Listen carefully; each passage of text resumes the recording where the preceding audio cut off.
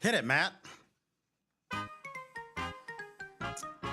If I could talk to the animals, just imagine it, chatting to a chimp and chimpanzee. Imagine talking to a tiger, chatting to a cheetah. What a neat achievement that would be.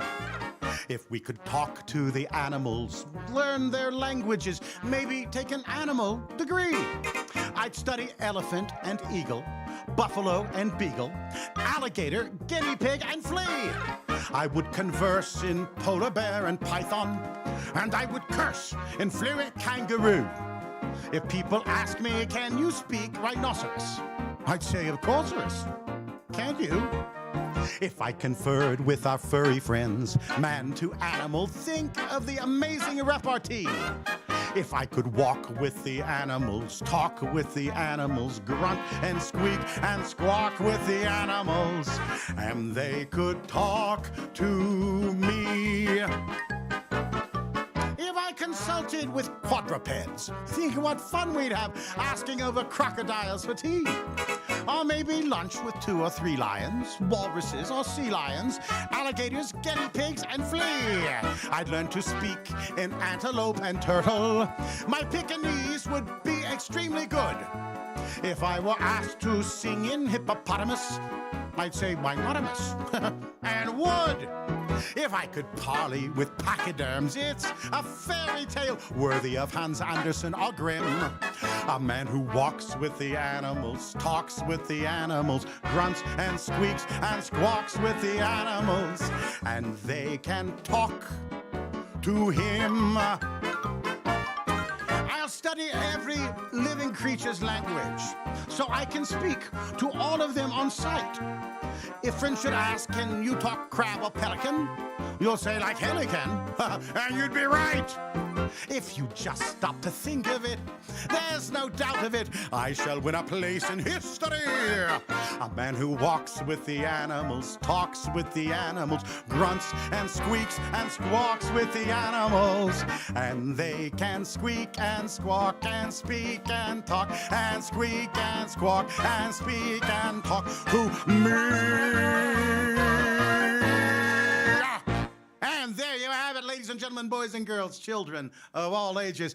If I could talk to the animals, just imagine it.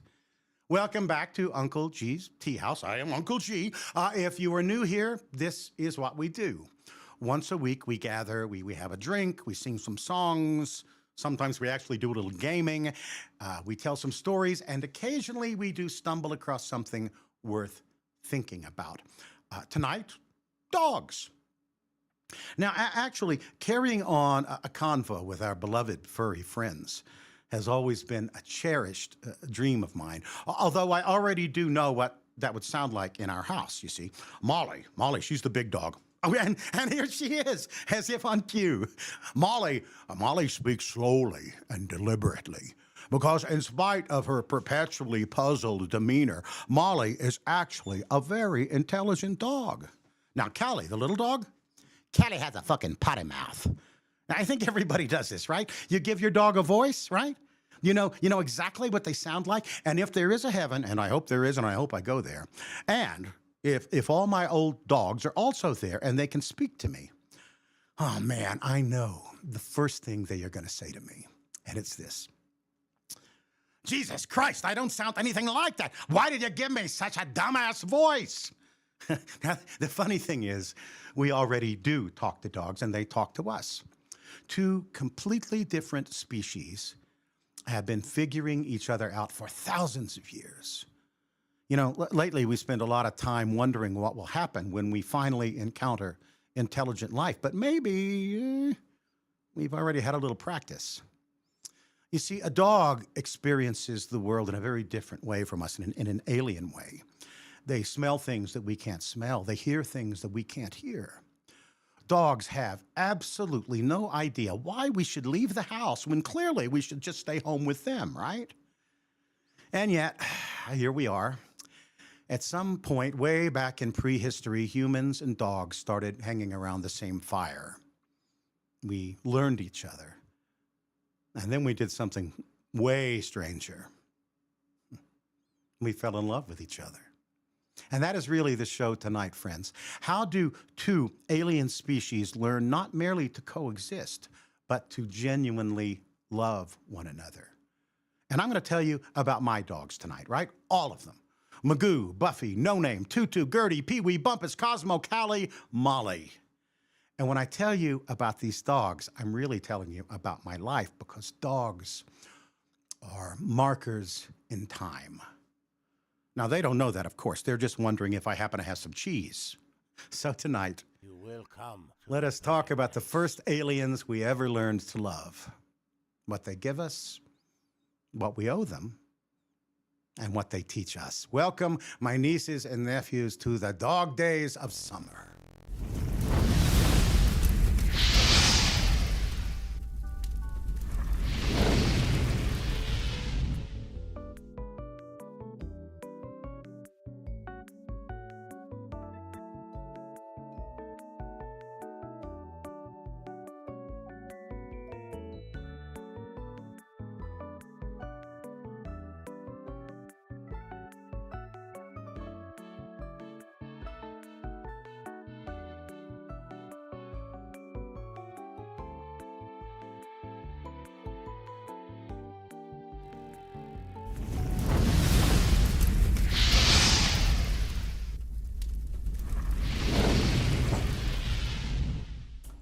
Now, tonight's drink is a salty dog. Sort of. A real salty dog is made with gin or vodka and grapefruit juice with a salted rim. I cannot have grapefruit juice because grapefruit and my cholesterol meds do not play nicely together, and I would prefer that tonight's show not become an educational episode about drug interactions. So we're improvising. It's made with vodka, pineapple juice, a little lime, salted rim. Is that technically a salty dog? Probably not. But there is salt. This is a dog show. I own the bar, so fuck it. I think dogs actually do understand cocktail hour. Now, not alcohol, obviously. Please do not give your dog a martini. But I do think they understand human rituals. Think about it, you know, the day is over. Everybody settles down. I mix Melissa a drink. I mix myself a drink. I mix myself another drink. I mix myself another drink. Callie and Molly find their places on the floor. And for just a little while, everybody agrees that we are done with this world. For just a little while. And dogs are awfully good at that. They know when it's time to sit down. So let's take their advice. Let's make a drink. Salty dog. Now we're going to begin with I've already salted the rim. Obviously, you want to do that. I'm going to go ahead and fill it with some ice. Fortunately, I have this handy dandy ice maker right below. Ice machines, you know, this is a commercial version, but they're very, very odd machines. They're very complicated. You know, there's always something with an ice machine. You have to clean them constantly. Frankly, they're a pain in the ass, but it's great having a lot of fresh ice. So what I'm going to do is I'm going to take my handy dandy shot glass. Boom. Got myself some Kettle One vodka. Vodka. Must drink vodka. Heaven bless you both, no zdravia. To your health, and may we live together in peace. Oh, I gotta keep going. May you both be favored with the future of your choice. May you live to see 1,000 reasons to rejoice. Java, Jashadrovia, heaven bless you both, not Dravia. To your health, and may we live together in peace. Hey! Now, woo! All right, my friends. All right, comrades. Now, I'm going to add a special one. Now, all right, well, first of all, I have the lime juice. I'm going to add a little, I say about 3/4 of a jigger, you know. You want that lime taste to be in there. So, you know, give yourself a hefty. That's, you know, what, 3/4 ounce. Boom. All right. Now, I am going to add a special ingredient to this particular drink. Because that's how I roll, baby. I'm going to add about 3 milligrams of THC tincture. Do not attempt to do this in Texas. Sorry, Texas. Love you. Free Texas. Anywho, okay, we got that in there. And now what I'm going to do is I'm going to just add a little, got some pineapple juice in here. Shake that bad boy up. Ah, there we go. And I'm just going to fill that up. Honestly, I think this is going to be rather tasty, you know? Anywho, that'll do. It's not a salty dog, though, you know? Maybe it's a salty dog that spent spring break in Hawaii. But getting back to our theme, thematically, I have had dogs almost my entire life. But the way I've existed with dogs has changed enormously. Callie and Molly are actually part of our lives. These are not dogs who just happen to crash in our house. No, they share our days with us. And I didn't always understand the difference, you know? So pour yourself, whatever you're drinking, alcoholic or otherwise, get comfortable. Let me introduce you to some dogs. And we'll start at the very beginning. Come on, sing it with me. You know it. A very good place to start. Thank you, Matt. Say hello to our good friend, Matt. Cheers, my friend. My friend, and my friends. Ooh, I can smell that THC. You know what?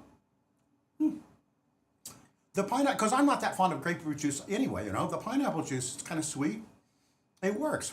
Anyway, friends, we will be back momentarily. Enjoy.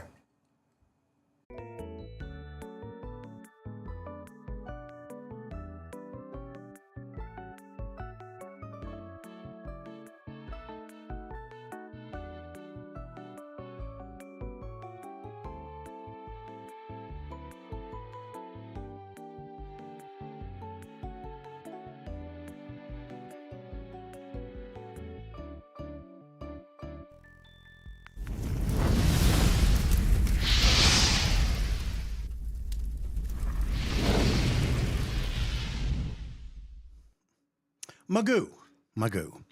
My very first dog. I got him for my birthday. I think it might have been 1966, 1967. We were living in Hobbs, New Mexico. I honestly couldn't tell you what kind of dog he was. He was just Magoo, named after a popular cartoon character at the time called Mr. Magoo. Oh, Magoo, you've done it again. Can it be I need spectacles? Voiced by the great Jim Backus, but I digress. Anyway, my father had just finished his degree, and he had got a government job in Dallas, so we had to move to this small little urban apartment, and Magoo could not come along. So he went to live with my grandparents, me, Mom, and Peepop Hamilton down in South Texas, y'all. Peepop later thought somebody poisoned him. Why? Because people can be evil dicks. Not to put too fine a point on it. But then came Buffy. Buffy, brown Chihuahua Terrier mix. She was a runner. And we were living in Denver, and she escaped from the backyard one July, and she disappeared. She was gone all winter long, and we figured, you know, that was it. That was it. But hand to God, this is a true story. Months later, they found a little dog living underneath one of the temporary shacks at the elementary school where my mother worked and my little brother Jeffrey and I were students. And that little dog was Buffy. She had actually survived a Colorado winter, and somehow she found us. Tell me dogs don't figure shit out, huh? Now, later on in Houston, she escaped from the yard again. She got hit by a car, and Dad buried her in the backyard. No Name came next. Yes, that was her name, No Name. We thought we were being frightfully clever. Sweet little dog, affectionate little dog. We had her for about 3 years, and then same old story. She got hit by a car, and Dad buried her in the backyard. Now, I know what you guys are thinking. Jesus Christ, Baldwin, did any of your childhood dogs die of natural causes? Apparently not. The Baldwin family dog retirement plan back then was basically my father with a shovel. We treated dogs differently in our family back then. They lived mostly outside. But then along came Tutu, a 5-pound toy poodle, rodent-sized, ill-tempered, snappy. Fucking poodles. Still, Tutu, she stayed in the house with us, and that was a real game changer. A dog was not just a fixture of the backyard anymore. A dog lived with us. I didn't quite know yet just how much a dog can become part of your life. And that happened later with a dog named Gertie, and we will get to her. But first, let me share an actual Baldwin family holiday tradition. Every Christmas morning, when it's time for everybody to get up and get their asses up into the living room so we can start Christmas, I tell Alexa, otherwise she'll respond. I tell Alexa, all right, we're safe, to play a special song full blast on every single speaker in the house. Wherever you are in the house, you will hear very loudly Sia and a song called Puppies Are Forever. And that's how you know. You know that Christmas has officially begun. Underneath the joke of it all, I do believe strongly in the message. A puppy is not a Christmas present that you get tired of in February. Oh, no. Au contraire. Puppies are forever. Oh, how much, but a puppy in a window. I can see him being so alone. I believe he sees a friend in me. Oh, how much, but a puppy in a window. How I love his little pink nose. I think he's waiting to come home with me. Found my best friend at the old dog pound, the old dog pound, the old dog pound. Found my best friend at the old dog pound, the old dog pound, the old dog pound. Puppies are forever, not just for Christmas. Puppies are forever, not just for Christmas. Puppies are forever, not just for Christmas. Puppies are forever, not just for Christmas. 'Cause they're so cute and fluffy with shiny coats. But will you love them when they're old and slow? Puppies are forever, not just for Christmas. Puppies are forever. Puppies are forever. Oh, my sweet little puppy from the window. I will never let you go. 'Cause now you are my family. Oh, how cute. Oh, my cute little puppy from the window. I've been waiting for you so long. I'll never let you down, baby. Found my best friend at the old dog pound. The old dog pound. The old dog pound.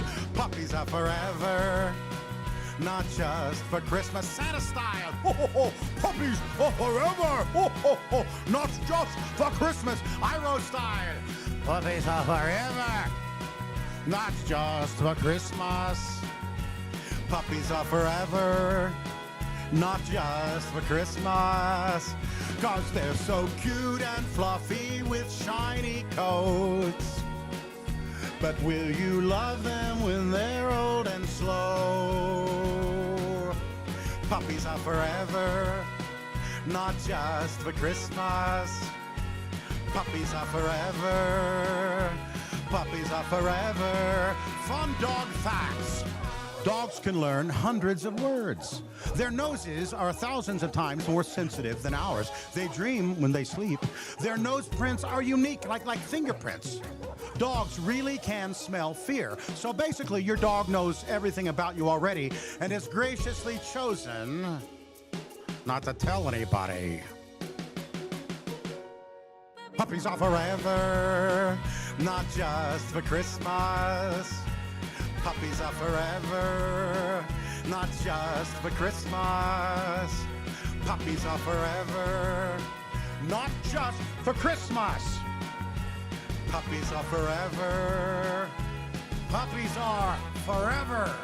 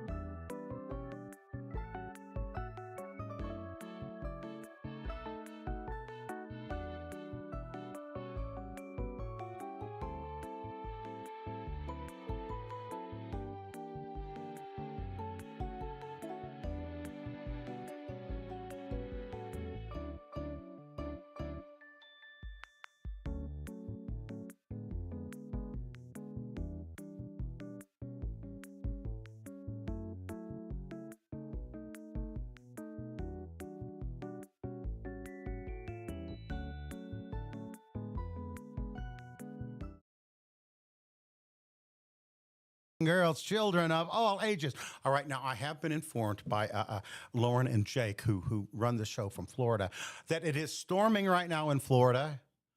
My God, that's never happened before. What's going to happen? Anyway, so there is a possibility, however remote, that we might go off the air due to the storm in Florida. And but how? You know, I got to say. I got to say, because I enjoyed singing that last song so much. I would just like to say, do we have any Sia fans in the building? Miyashi saying yo yo yo yo yo yo from month 4. Thank you, Miyashi, for a sub.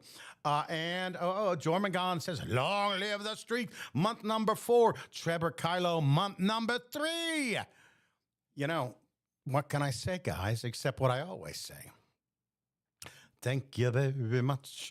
Thank you very much. That's the nicest thing that anyone's ever done for me. And by the way, this is actually, again, it's not a salty dog, but I don't really like grapefruit juice, even if it didn't mix well with my cholesterol meds, which is simvastatin, by the way, for those of you wondering. For those of you wondering, I am on simvastatin and lisinopril. Those are my drugs. For those, well, there's other drugs. Those are the official drugs. I really like the salt with the pineapple. Come up here, Molly. This is your show. This is your show tonight. Come on up. No, Matt's way more interesting. I say Matt is way more interesting. I see Matt all the time. Greg, I see every day, but I never see Matt except on Tuesdays. Molly, come up here. Say, there she is. There's this girl. Oh, how much? Oh, how much? There's a puppy in the window. Molly was not a puppy. Melissa found her on Instagram. And let's just say the reason we adopted Molly, I will just say, I will couch this very responsibly. We got here in very early November of 2020. Excuse me, 2024. Very, very early in 2024, because something had happened earlier that made us very depressed, and Melissa very much wanted to go out and do something good. So it's an Uncle G salty dog, absolutely, because it has the tincture in it as well. Anyway, we go and Melissa finds Molly on an Instagram site, which is where she found Callie, and she was at a shelter here in Albuquerque. She had been brought up from Las Cruces because I think they probably saw, this dog is adoptable, but they brought her into the room to meet us. And I think Melissa and I both are going, oh my God, this dog is way bigger. They said 35 pounds. This is not, I'm just going to say, this is not a 35-pound dog. Pee-wee is a 25-pound dog, not Pee-wee. I say Pee-wee all the time instead of Callie. I've been doing that a lot lately, probably because I've been writing the show and thinking about all the other dogs. And Callie is sort of, Callie is like a much bigger version of Pee-wee. Pee-wee was 10 pounds, very, very, very small rat terrier. But Pee-wee has enough of terrier in her. And so the coloring, Callie, thank you. Callie, oh man, Callie, as I said, Callie has a salty tongue. Callie's right there going, "Fuck you, Daddy! You don't even know my fucking name. Fuck you, Greg. How about you go fuck yourself?" All right. For those of you just choosing in, just tuning in, I do have a rather a much saltier tongue than Uncle Iro himself. So, if you're offended, I'm fucking sorry. Thank you very much. Anyway, I really did enjoy writing this show about our dogs. And what I would like to hear about is your dogs. My dogs, you've met my dogs. I'm going to be talking about more dogs. I'm going to be talking about Callie and Pee-wee, very different dogs, a little later. And also, honestly, all right. Isn't Sia the bomb? Do you like Sia, Matt? I have no idea. Melissa and I have always been huge fans of Sia. I really like, I'm more cool than Iro. Actually, I think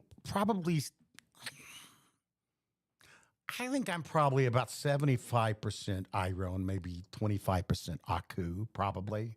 in my actual dealings in life. A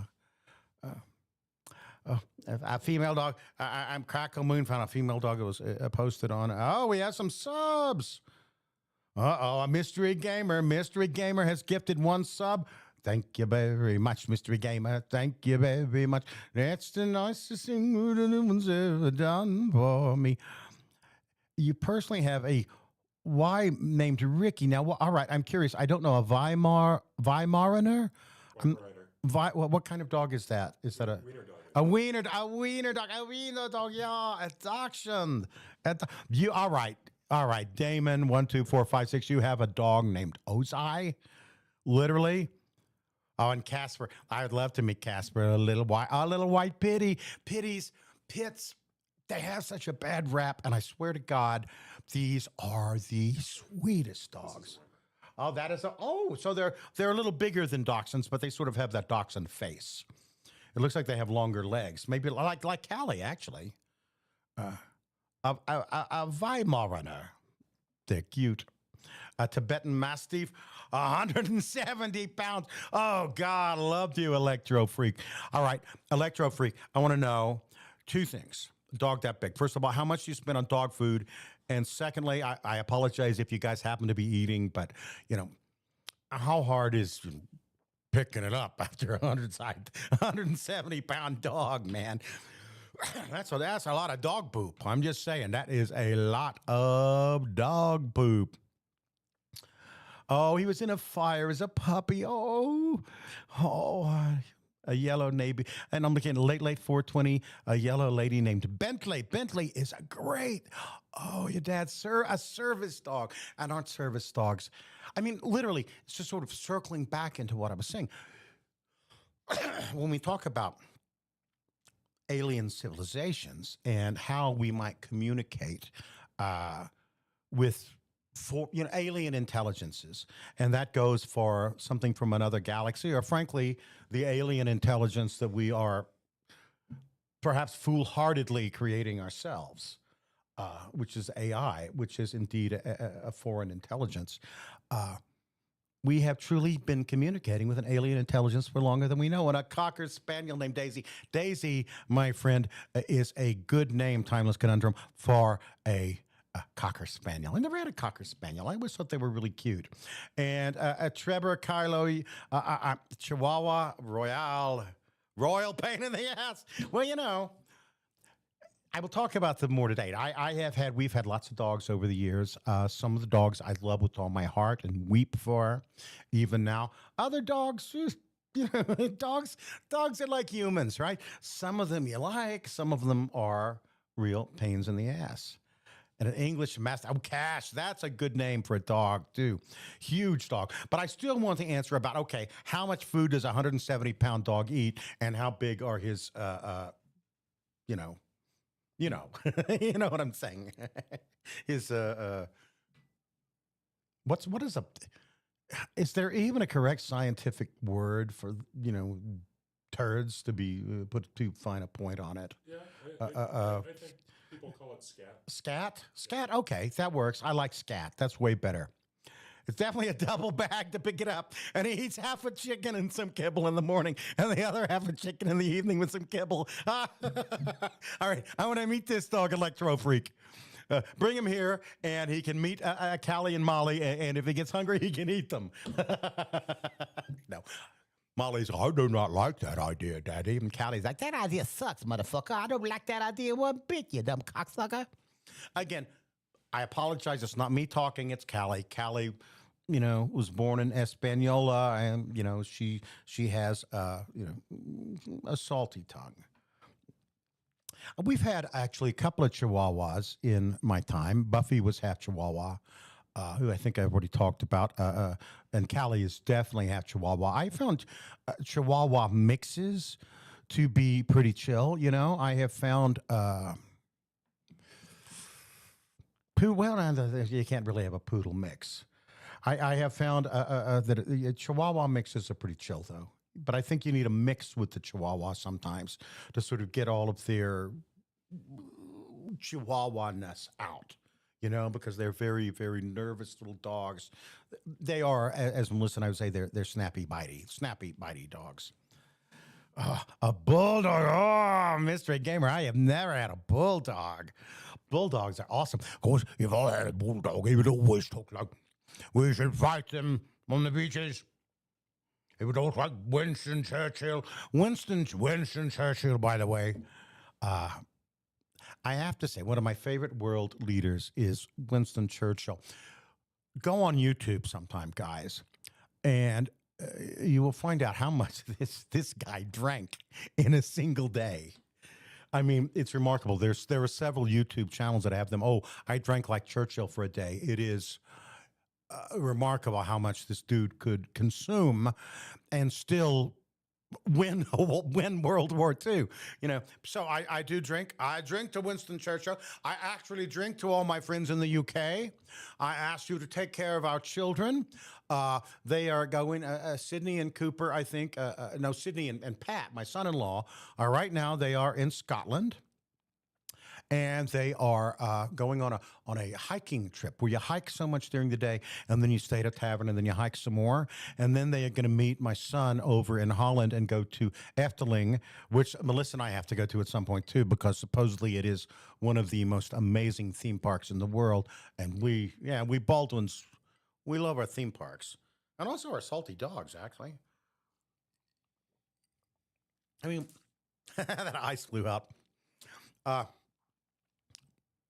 Kind of like a margarita, but not really. It's a little bit different. The pineapple gives it a different flavor profile. Does the lime come through at all? Or Do is it just consumed by the pineapple? the pineapple consumes the lime pretty much, but I also think the lime cuts the pineapple a little bit, so that the pineapple is not quite so pineapple-y. Yes, Phil and I do have a friendship. We have every year when I'm in San Diego, every year at San Diego Comic-Con, I always get an email from Phil going, you here, G? And I say, yeah, I'm here, P. But, we're always literally on the other side of the halls. And if you've been to San Diego, those are some. I have not been to Busch Gardens, Williamsburg. I've never been to a Busch Gardens park. I would love to go. And I would also love Phoenix Gamer 617 to get Huskies are awfully large. And I am 65. I probably, at this stage of my life, with a really huge dog, I would be more, look, now I get to see, I'm getting to look at the pet photos. I'm looking at the pet photos. Oh, look. Oh my gosh. I like that one. That's Crackle Moons. Crackle Moons. I like your doggy there.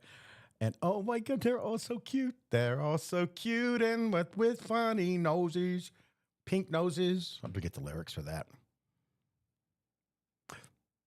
Oh, I'll have to check that out, Dylan. Winston Churchill was the subject of the 11th Doctor, Matt Smith, episode Victory of the Daleks. I have to say, guys, having dogs, don't they make your life a little better, The Huskies are loud as shit. Well, trust me, so are pit bull cattle dog mixes and little Chihuahua terrier mixes. Although, they're so cute. See, now I'm just going to be looking at these dogs all night, Because once you start to look at it, I mean, literally, you know what they say about, I did it. Oh, man. They always say, as an actor, never work with dogs or children, right? I've worked with both. And I was doing Two Gentlemen of Verona, and I was playing, it was the musical version, and I was playing the servant of one of the main characters. I think his name was Proteus, I forget, but I think it was Proteus. And Lance was the servant, and I had a dog.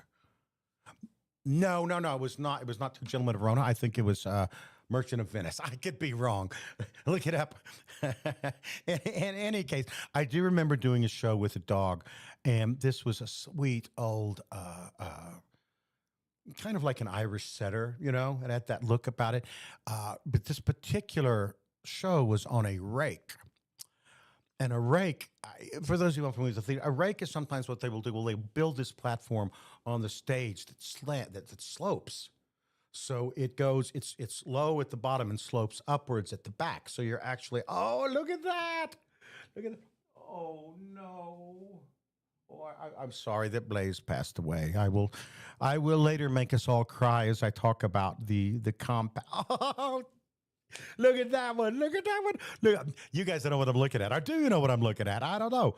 But now these doggies, there's doggies. Well, if you want to see what Greg's looking at, he's looking at the Pet Photos channel in the Uncle G's TV. That's exactly what I'm looking at right now. I'm looking at the Pet Photos channel, and I am just blown away by how cute all of these little doggies are.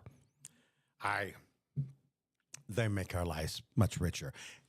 Circling back though to my story of the rake, I had to do a scene with a dog. This was a very old Irish setter. The stage itself was raked, and this dog kept. I was at the top of the rake, upstage, or there's upstage, and the dog I was on a leash and kept sliding down the rake slowly. I would have to slide down with him. It was like.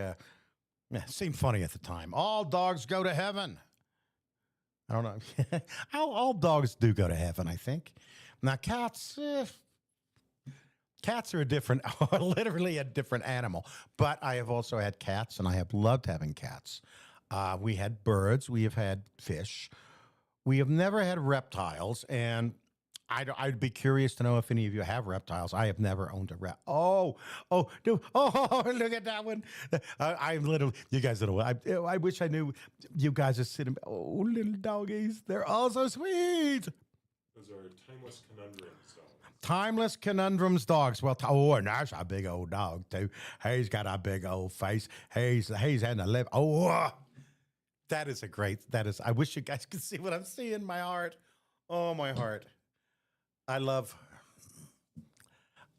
dogs in a cats. At times, cats are adorable. I have had some. No, you know what? No love for livers. I would have to say, Jay Robichaux. I've never owned any lizards. I know that venomous reptiles have always really freaked me out. So much that I actually Googled this week because I was floating in our cowboy pool and I was suddenly afraid. And probably because of the edibles I had. Suddenly I was worried that a rattlesnake was going to try and get a drink and come into the pool with me. So I'm out there Googling, Nob Hill. Oh, I shouldn't have said that. God, you didn't hear me say that. Cat's out of the bag. Anyway, Googling Albuquerque, urban areas. Can rattlesnakes survive in a urban area? I'll ask you, Matt, you've lived here all your life in this area. Ever seen a venomous reptile in this particular part of Albuquerque? Like just around? Yeah, just out in your yard, whatever. No, but also we have so many roadrunners here. We do have a lot of roadrunners. They eat everything, so I could totally see them eating snakes. Eating snake. Yeah. And for the record, those of you that you think, oh, Roadrunners are very interesting. They're very cool. There's nothing like them. They are everywhere here. And these sons of bitches are evil, man. They will. If Roadrunners were 3 feet tall, we would be in a world of hurt here in New Mexico because those guys are brutal. I think we had been here. It was our first spring here. And we were, we had just moved to New Mexico, and we're like, oh, look at the Roadrunner. It's so amazing to see a Roadrunner. And honestly, I think it was Easter Sunday, which makes it even more horrible. We see a Roadrunner outside with a little baby bird in its mouth, and we realize that these guys they literally are little dinosaurs. They look like little dinosaurs. They are little dinosaurs. You can imagine that was what a velociraptor would look like. Snakes. I've had lots of people that have had snakes. I worked with snakes at a job that I once had at Sia Marine World. We will talk about that on Labor Day when our show will be devoted to labor and jobs and some of the crazy jobs that I have had. Wait a minute. A snake can get stuck in a paper towel tube? Well, of course they have. I never even thought of that. That makes sense, right? So the crested gecko does actually like to be petted. I would be danger noodles. I like that name for them. It's just a personal. Snakes just freak me out. And we've just noticed this year because we finally got around to planting our backyard. And it's, Melissa's designed it to become a sort of ecosystem. And we have frogs here now. And frogs are fantastic. But frogs are, for me, Melissa loves frogs. Frogs are a little reptile adjacent, if you know what I mean. There's no way that I'm going to touch a frog or a snake. Although I will tell you, tune in for the Labor Day show, and I will tell you how a 20-foot boa constrictor relieves himself. I saw this with my own eyes. Once you've seen it, it's something that you will never forget. I wake up at night still screaming. And on that note, let's take a little break.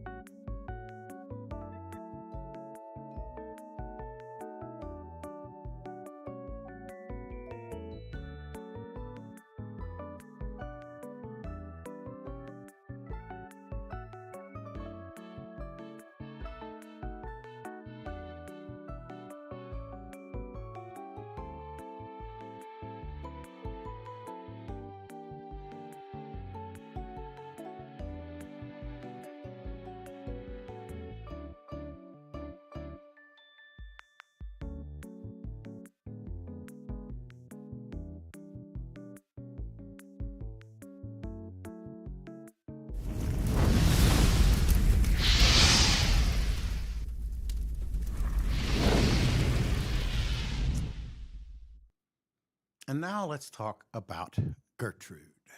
Gertie. Gertie was the first dog I fell in love with. Melissa and her mom went out to a Houston animal shelter, and they came home with an adorable little black puppy. Now, at the time, Melissa was working as an assistant at the Texas Medical Center, and I remember driving her halfway across Houston, to pick her up with Gertie. Little bitty puppy sitting in my lap, just a little bitty thing. We named her Gertie after the little girl in E.T., which tells you exactly when these events transpired. And Gertie was with us for everything. She knew Melissa and I when we were living together. She saw us get married. She moved with us from Houston to Los Angeles. She was there when we became parents. And she was the first dog who ever slept in our bed. Gertie was not a dog who just happened to live with us. Gertie was family. Now, she ultimately got cancer, but apparently nobody explained cancer to her because she lived for another 10 years, right? Good girl. Very good girl. But let me put in a word for shelters, if I may. Almost every dog Melissa and I have ever had came to us from an animal shelter or a pound. There are wonderful animals sitting in shelters right now who did absolutely nothing wrong. They just need somebody to choose them. And when you adopt one, you save that animal and you also make room for the next animal. So if you're thinking about getting a dog or a cat, please, I beg you, look at a shelter first. You might go in thinking that you're just doing a good deed. But then that little good deed takes over your bed and your life. And Gertie was when I finally discovered what a dog can become in your life. Not a pet, not an animal in the backyard, but a companion. And more than that, a witness to your life. A friendly face that stays with you while your whole life changes around it. And this one is for Gertrude.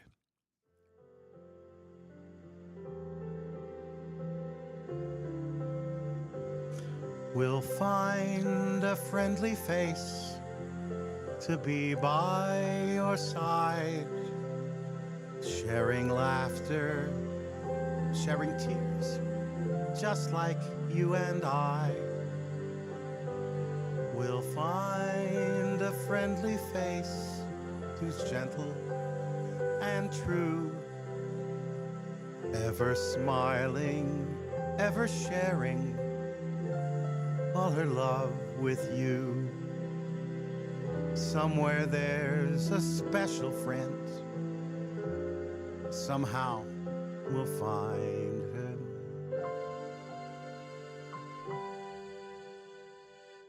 Then when we say goodbye, they'll be in my place. One who needs you, one who loves you, someone with a friendly face.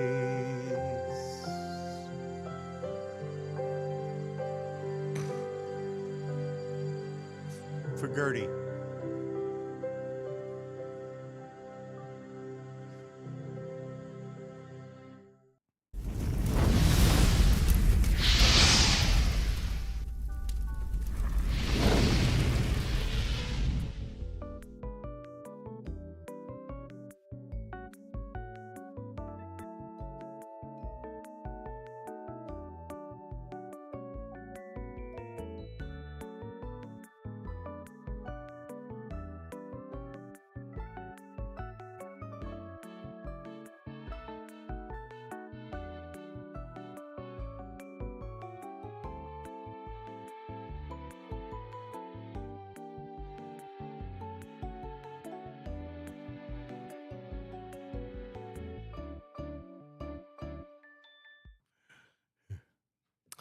Well, that was a little emotional. It's going to be an emotional show, especially as we move forward, because dogs mean so much to us. I would like to thank Misha Red, who gifted us 5 subs just now. Misha Red, whom I actually happen to know personally. I will thank you with a glass of wine, personally. But I will also sing, thank you very much, thank you very much. That's the nicest thing anyone's ever done for me. So we're back tonight. We're doing things a little bit differently tonight. We are going to do 3 chat segments of 20 minutes each. And we're not going to do the gaming, because gaming, when we're talking about our dogs, when we're talking about our babies, right? You know, going down in a raptor and killing things just does not seem. There's a little bit of a tonal clash. Right, a tonal clash. A tonal clash, ladies and gentlemen. Thank you, Matt, for a tonal clash. And now let's talk more about our dogs, shall we? Oh, we could talk about a lot of stuff. And a shout out to Michaela, my friend Michaela. It is her birthday. This very day, I have already sent her a text message, and we've corresponded. But, oh, look at that. That looks a little bit like Callie. That has a little bit of Callie, because she's got that long legs, you know? That's, which dog is that? That's Royal. Royal. A royal pain in the ass. A royal pain in the ass. Well, you know, on all of them, you know, they're expensive. Oh, it's, there you are again. I came in. Or she's going to leave. I don't know. See, the thing about Molly, this the tea house where we are right now is a freestanding building. It is not connected to the house, but there is a doggy door. And what happens with Molly is, I think Molly thinks this is her very special dog house. It's like, oh, there's dog house. So she will come out here. We'll find her. She sleeps out here. Sometimes, you know, where's Molly? She comes out here under the bar and just lays down. I think she likes the bar. I think she also likes the quiet and the cool. And I like the string, man. I may have to have another one. However, speaking of Michaela Jill Murphy, wherever you are tonight, please join me as we will all sing together. Happy birthday to Michaela. Here we go. 1, 2, 3. Happy birthday to you. Happy birthday to you. Happy birthday, dear Michaela. Happy birthday to you. Damn, buddy, you are a serious ass bass. Yep. That is, oh man. A basso profundo. Have you ever sang in choirs or anything? Have you ever done any? I'll bet. I'll bet, you know. All right, guys, we got to get Matt up here to sing with us. Gotta, I almost got him to join us on the dancing because puppies are forever, not just for Christmas. Does get a little bit repetitive, and I was saying, "Hey, come up here and sing with me." And Matt said very, very confidently, "No." But you know what? I think we're going to feature you, man. We're going to find a song you like to sing. When we do Christmas carols, you know. Oh, which frighteningly, guys, it is August is waning, and once it gets to be September, it's game over, man. And right. I have this week. I'm going to be in Kansas City. Next week I'm going to be in Biloxi. The week after that I'll be back in San Diego. Then the season starts to slow down. I am off so much more.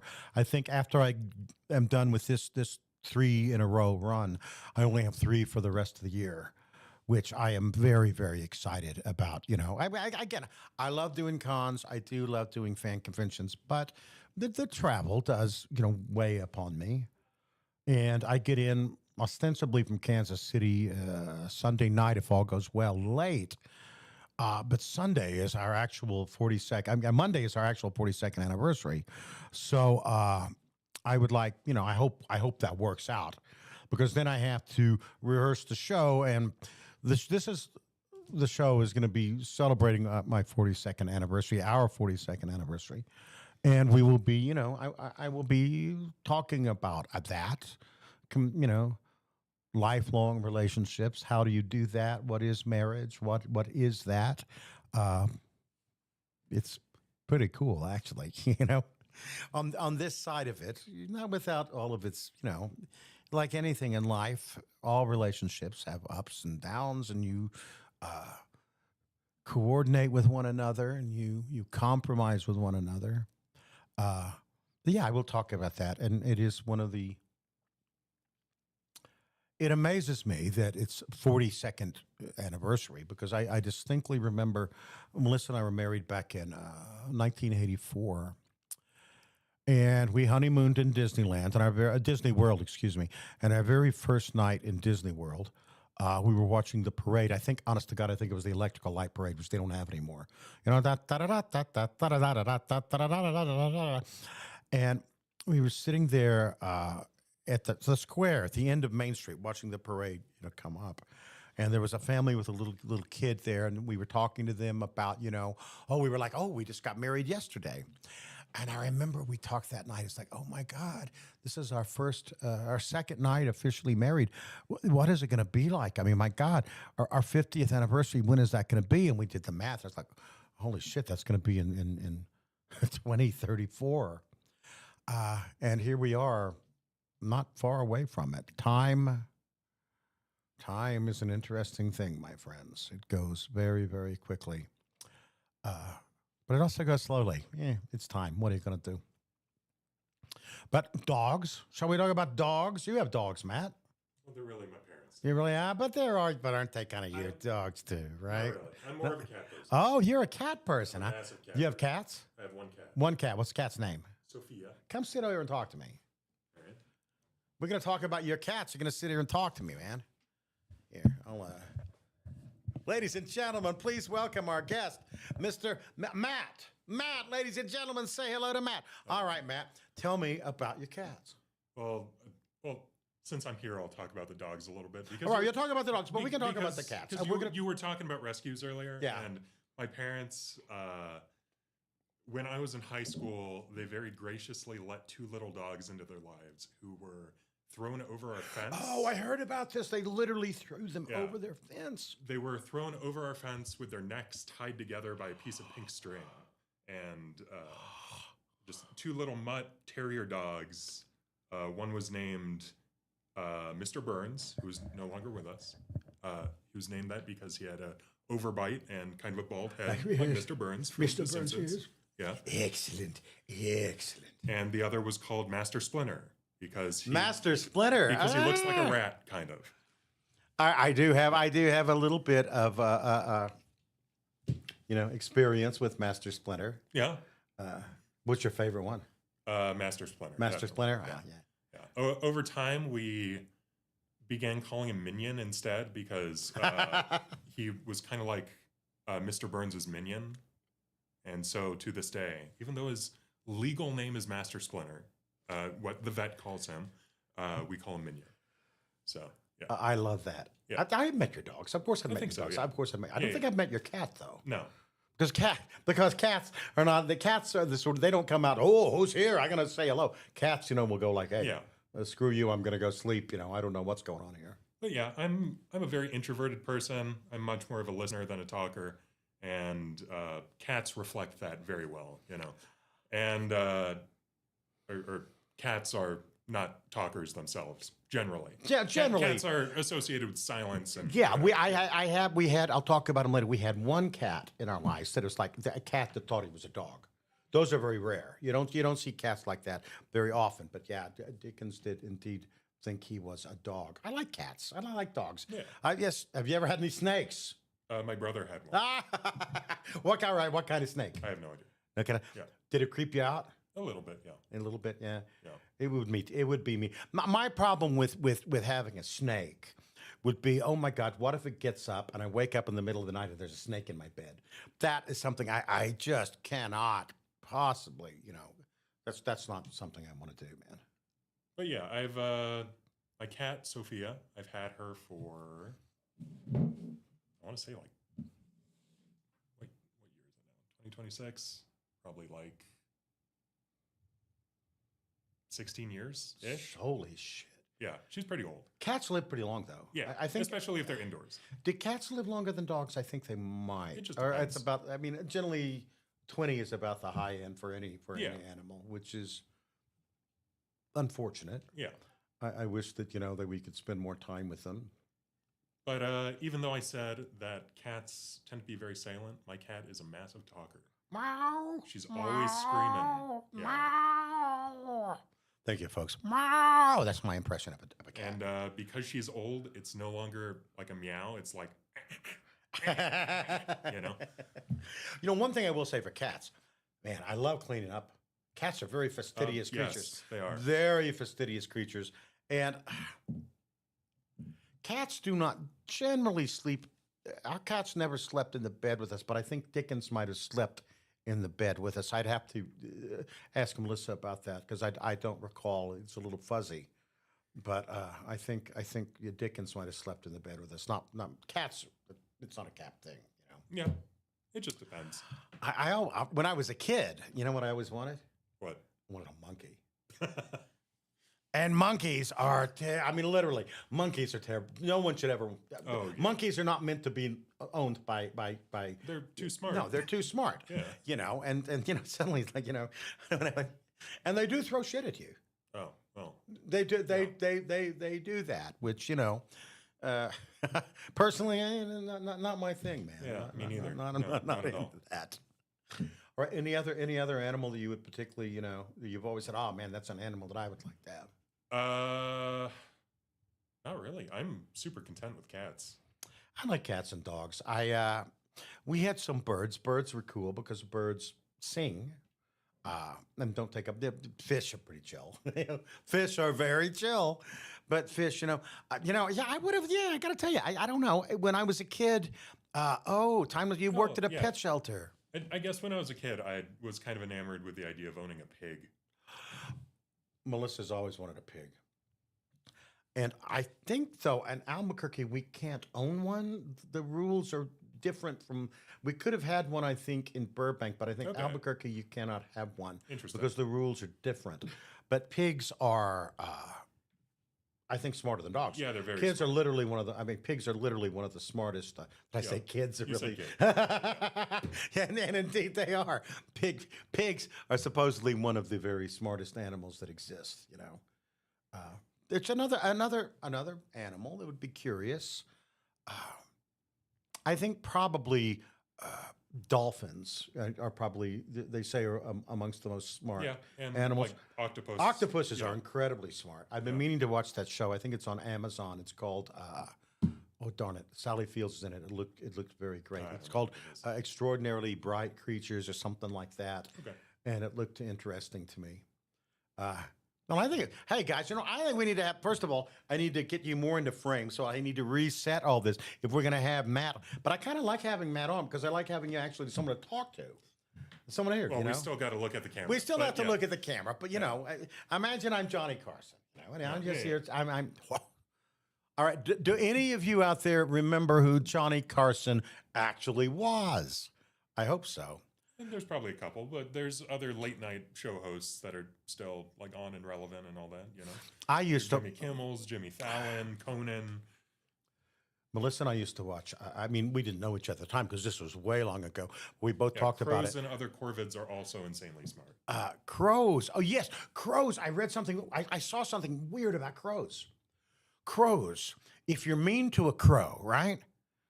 Not only will that crow remember it, but he will tell other crows generationally, and they remember faces. So, crows, if you are ever mean to, first of all, don't be mean to a crow. Be nice to a crow. But they will literally harass you because crows that never even met you know, oh, this is that asshole that was mean, 10 years ago. So we're going to go harass him. And conversely, if you're nice to crows, they understand like transactional relationships. So if you feed them, they'll give you money. Oh, crows. All right. Excellent. All right. I got to bring you shiny things, which tend to include coins. I think,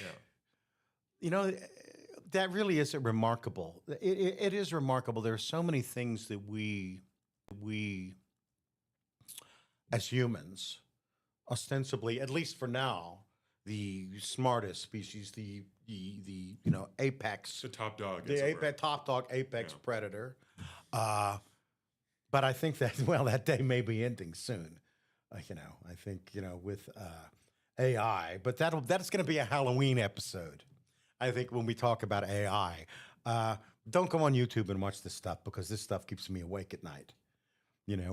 People will say, oh, AI is taking the jobs of artists. AI is doing this, and it is. But from everything I've been reading, that is the least of our worries, ladies and gentlemen. That's the least of our worries. What we got to worry about is there is a 20% chance that AI is going to exterminate humanity. Oh, I haven't heard that. You haven't heard that? No. Yeah, it's a 20% chance. I mean, it makes sense because I mean, the more present worry that I'm worried about in relation to AI is the data centers, just heating up the environment. And there are actually some in New Mexico Yeah. where by the way, in New Mexico, we have 300 plus days of sunshine a year. The Rio Grande is dry now. There is no water. It's not a big thing in New Mexico. So why they would do this, I don't know. You know what? All right, maybe I'll run for governor of New Mexico after all. Maybe. No, I don't think so. I don't think so. Okay, now you're in the seat, baby. You're staying here with me until we break. All right. I know. Sure. But you're learning because you are a and you know what you are you're not an extrovert. You're more an introvert. I am. And I'm an introvert too. I have learned over the years to play the role of an introvert. Or I always say there's Greg Baldwin for real, and then there is Greg Baldwin, all uppercase, exclamation point. I think you're doing very well, man. I think you're doing very well. Yeah. I think, two introverts acting like extroverts. What are the odds? I need to give you a drink, man. Well, it's very easy when it's in front of a screen. You don't drink. Yeah, I know. I know. They're good for you. Well, I don't know. Nobody's perfect. Certainly easy on my wallet, I have discovered. And here's more. Oh, look pictures. at that little one. Look at that little one. This is 3 Tries Dog. 3 Tries Dog. Oh, look at that cute little. I love those ears, and the coloring is just magnificent. Look at that little face. That little face is saying, hey, would you like to pet me? I would like to be petted. Thank you very much. Oh, and look at that one. Fire Feathers Dog. The biggest one is Iroh. You've got a dog named The Iroh? littler one is Ezra. Look at that. That reminds me a little bit of, my heart. Look at those girls, boys. It's difficult to tell. Dogs, I don't know if we deserve them as humans, Yeah, it's a transactional relationship, Oh, we give them food and shelter, and they give us love. And I always I hand it to dogs. Dogs way back in primitive times were smart enough to go, hey, you know what? These guys, with the fire, they keep throwing us, bones and shit. We need to suck up to these guys. So the dog relationship has always been transactional. Cats, I don't know how that happened.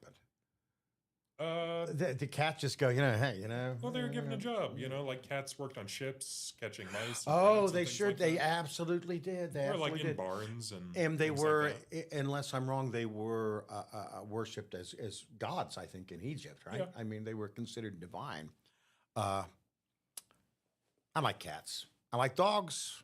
I like humans. And I like mostly I like humans. There are a few, I've met, in my wanderings who perhaps were not, I don't think though. I mean, I think sometimes people, and and I don't blame you. I don't blame these people because humans are just such, as I said, such dicks. I can understand how sometimes you might want to retreat into a world with just these loving, wonderful creatures that are not dicks. Yeah, Roadrunners are dicks. that's true. Roadrunners are dicks. We have established that roadrunners, dicks, dogs, cats, not dicks. Roadrunner, total dicks. And I think cats. Well, I can say that. All right, I can speak from experience. Now we don't have rats here in New Mexico. We have little bitty field mice. I think very very small. But in California, we used to have behind our swimming pool and the fence, my neighbor's fence line, was a electrical line, and we used to call it. It was like watching the bats emerge from Carlsbad Caverns, because every night when it would get a little dusky, you could see these rats going along those power lines, and we had cats. And more than once, I friend Luigi, he was a good mouser, was Luigi. But one night, Luigi, he goes out, and suddenly Melissa wakes up in the middle of the night, and she feels something on her. Usually, Luigi had the good sense to present the rat to us in a deceased fashion. What do we have here? Cerlantis 99. My dad rescued our German Shepherd from an abusive couple. We took her in turns. She was like, she ended up sniffing out a drug den on our street. Holy moly. So, all right, I just got from here. Apparently, there was a German Shepherd. You rescued her from an abusive couple. Your dad did. And it turns out that she was a retired canine sniffer dog who sniffed out a drug den. Although this isn't a drug den, don't bring that dog around here. It's legal in New Mexico. It's legal. Not in Texas, though. If it's in Texas, y'all gonna have to deal with that shit. Well, Matt, you know what? I think we've been in. We got one more segment here of More songs to come. more songs to come. Some more songs. Hopefully, I'm gonna sing a little bit. We'll laugh a little bit, and I guarantee you, we will cry a little bit before this. And let's thank our good friend Matt. A round of applause for our friend Matt. Melissa's been wanting me to bring you in more of it, and I do think one thing the show needs is, although I'm a pretty awesome guy. I mean, dare I say it, a national treasure. But it's just me on the show, so I think it's refreshing to have somebody else. We are very much going to have more guests moving forward. The first Excited for the guests. honestly, the first one I asked was Michaela. I said, Michaela, come be my guest. We can Zoom you in. And this is Michaela. Michaela's like, no, I'm going to come to Albuquerque. If you're singing on a stage, I want to be there too. So, Lord Matt for the win, says 3 tries. And on that note, we will be back shortly. Roof, roof, roof.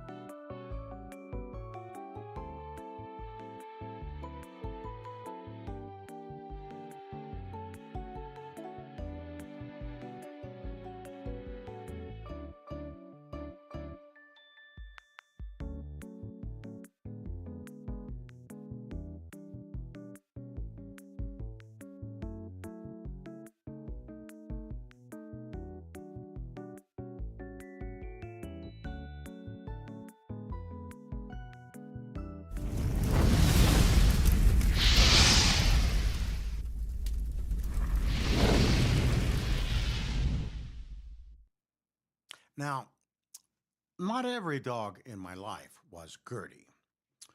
There was Pee Wee. Pee Wee, 10-pound frat terrier, nervous, neurotic.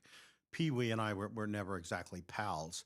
And then one night I came home from rehearsing Little Shop of Horrors. I was playing Mr. Mushnik, and I came home to a strange dog barking hysterically at me as if I had broken into my own house. Ladies and gentlemen, I give you Bumpus. Melissa had gone to the Glendale shelter and decided unilaterally that we needed Bumpus. Now, this poor guy, he had been dumped at the shelter twice by the same owners. You see, Bumpus had issues. When you put Bumpus in a car, he screamed. He screamed. It sounded disturbingly human. It was frankly frightening. R.I.P. Bumpus. And enter Cosmo. Cute little black puppy from the Burbank shelter. So cute, in fact, that several people wanted her and a lottery was held. Our daughter, Sydney, was around, I think she was around 8 years old at the time. And because she was 8 and really cute as a button, she was chosen to pick the winner, which she did. Us. If Gertie was my first great dog love, Cosmo was my second. He lived to a ripe old age, almost until we left California in 2020. Good boy. Very good boy. Now, every dog understands one thing perfectly: food.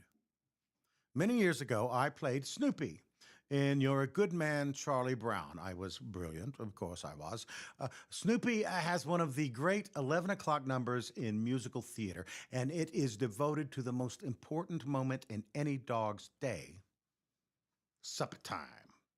To a dog, dinner is not a meal.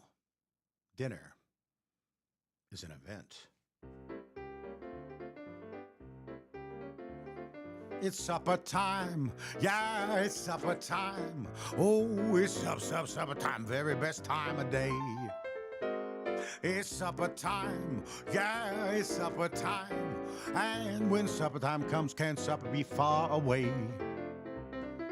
Bring on the soup dish, bring on the cup, bring on the bacon and fill me up, 'cause it's supper time. It's supper time. Yeah, it's supper time. Oh, it's supper time. Nothing else is half as fine. It's supper time. Yeah, it's supper time.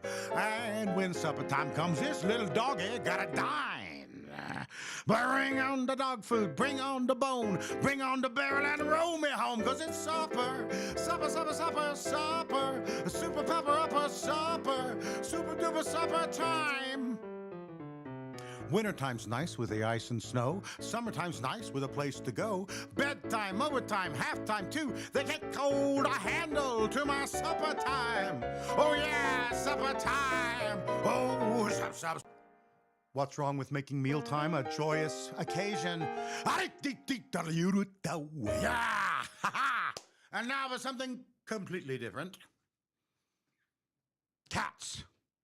I did not grow up with cats, ladies and gentlemen. Our first cat was Felix, a stray cat Melissa found outside our apartment one night in Houston.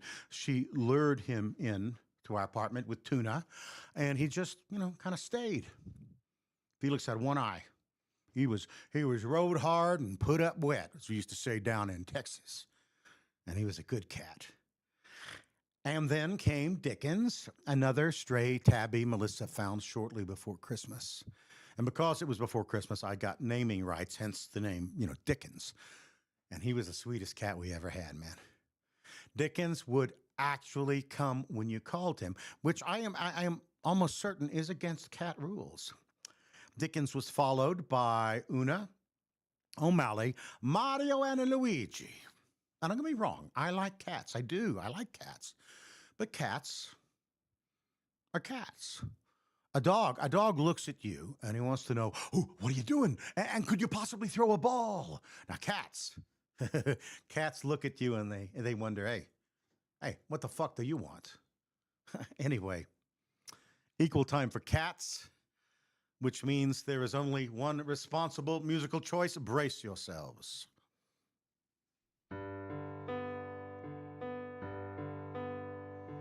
Midnight, not a sound from the pavement. Has the moon lost her memory? She is smiling alone. In the lamplight, the withered leaves collect at my feet, and the wind begins to moan. Memory, all alone in the moonlight. I can smile at the old days. I was beautiful then. I remember the time I knew what happiness was. Let the memory live again. Every street lamp seems to beat a fatalistic warning.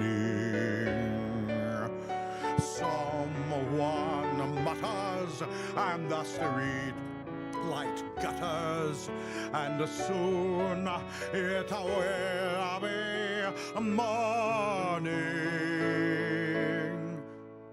Daylight, I must wait for the sunrise.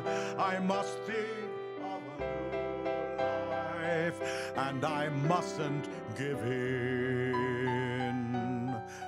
When the dawn comes, tonight will be a memory too, and a new day will begin.